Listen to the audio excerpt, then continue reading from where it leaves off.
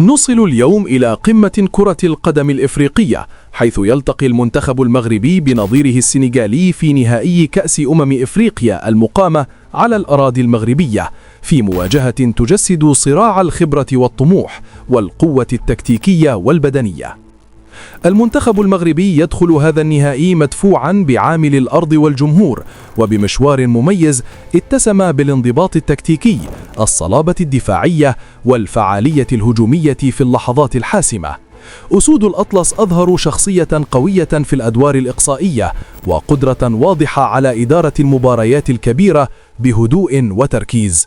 المدرب وليد الركراكي نجح في بناء منظومة جماعية متماسكة تعتمد على التوازن بين الخطوط، الضغط الذكي والتحولات السريعة. كما يشكل اللاعبون أصحاب المهارات الفردية مثل إبراهيم دياز وأيوب الكعبي عناصر حاسمة قادرة على تغيير مجرى المباراة في أي لحظة، سواء عبر الاختراق أو استغلال أنصاف الفرص. في المقابل، يدخل منتخب السنغال النهائي بخبرة كبيرة في مثل هذه المواجهات، وبقوة بدنية وتكتيكية معروفة. أسود التيرانجا يتميزون بالصلابة الدفاعية، الالتحامات القوية، والسرعة في التحول من الدفاع إلى الهجوم، مع لاعبين قادرين على الحسم في الكرات الثابتة والهجمات المرتدة.